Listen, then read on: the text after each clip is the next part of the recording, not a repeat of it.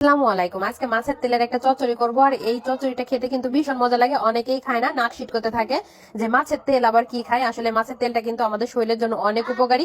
এটা অনেকে জানে, আবার অনেকে জানে না। তো যাই হোক, আমি এখানে একটা মাছ কেটেছিলাম বড় সাইজের, সেখান থেকে আমি কিছুটা তেল চর্বি নিয়েছি।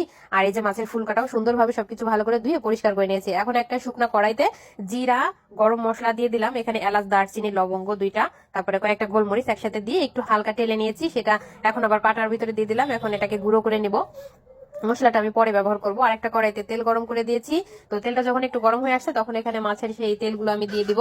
অনেকেই কিন্তু মাছের তেলের বড়া খায়, ওটাও অনেক মজা লাগে খেতে।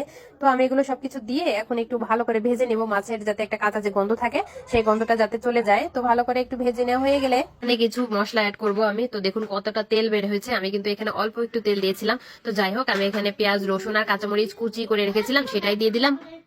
এখন সবকিছু একটু ভালো করে ভেজে নিব। আর এখন দিয়ে দিচ্ছি স্বাদ মতো লবণ, মরিচের গুঁড়া, হলুদের গুঁড়া, সামান্য একটু বাটা জিরাও দিয়েছি আমি। ভিডিওটা স্কিপ হয়ে গেছে। যাই হোক, এখন ভালো করে একটু মশলাগুলো তেলের উপরে ভেজে নিতে হবে। আমি কিন্তু এখানে এখনো কোনো পানি ব্যবহার করিনি। আর এই মশলাগুলো যদি তেলের উপরেই ভালো করে ভেজে নেন, তাহলে কিন্তু খেতে অনেক বেশি ভালো লাগবে। তো একটু এই যে ভাজা ভাজা হয়ে আসছে, তখন আমি এখানে একটা বেগুন কেটে রেখেছিলাম ছোট ছোট করে, সেই বেগুনটা দিয়ে দিলাম। আপনারা চাইলে অন্য কোনো সবজিও দিতে পারেন, তা বেগুন দিলে কিন্তু বেশি ভালো লাগে।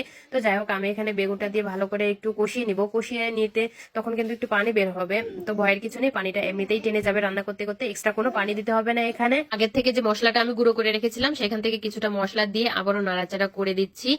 এ পর্যায়ে কিন্তু একটু লবণটা চেক করে নেবেন যে আর 5 মিনিটের মতো এটাকে চুলার উপরে রেখে জাল করে নিলেই দেখবেন তরকারিটা একদম রেডি হয়ে গেছে। আর আমি এখানে লাস্টের দিকে একটু টমেটো দিয়ে দিলাম। টমেটোটা দিয়ে একটু নাড়াচাড়া করে এটাকে উঠিয়ে নেবো একদম ভাজা ভাজা করে। আর এরকম রান্না খেতে কিন্তু খুব বেশি ভালো লাগে। যদি আপনাদের ভালো লেগে থাকে, অবশ্যই লাইক, কমেন্ট ও শেয়ার করবেন। ইউটিউব থেকে দেখলে অবশ্যই আমার পেজটি ফলো দিয়ে রাখবেন। আজকের মতো এখানে বিদায় নিচ্ছি। আল্লাহ হাফেজ।